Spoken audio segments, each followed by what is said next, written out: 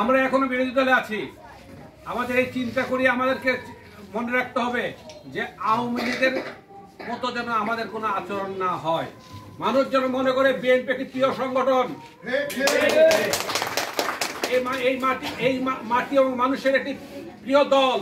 এই দলকে আমরা এগিয়ে নিয়ে যাব শহীদ জিয়ার স্বপ্নের আদর্শের স্বপ্নের যে দল, সেই দলকে যেটা বেগম খালেদা জিয়া এই বাংলাদেশের মানুষের কাছে জনপ্রিয় দল হিসেবে পরিণত করেছেন, যেটাকে আজকে আমাদের প্রিয় নেতা জনাব তারেক রহমানের নেতৃত্বে আজকে সারা বাংলাদেশের মানুষ ঐক্যবদ্ধ।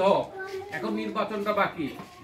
এখন প্রশাসনের যে কোনো মানুষ বলেন, তারা জানে যে বিএনপি একমাত্র দল যে আগামী দিনে 2/3 চেয়ে বেশি আসন নিয়ে এই দেশে ক্ষমতায় যাবে। এটা একটা অন্ধ। কাজেই আলহামদুলিল্লাহ আপনারা দোয়া করবেন, ইনশাআল্লাহ আগামী দিনে আমরা মানুষের জনগণের যে আশাকে প্রতিফলন করতে পারি।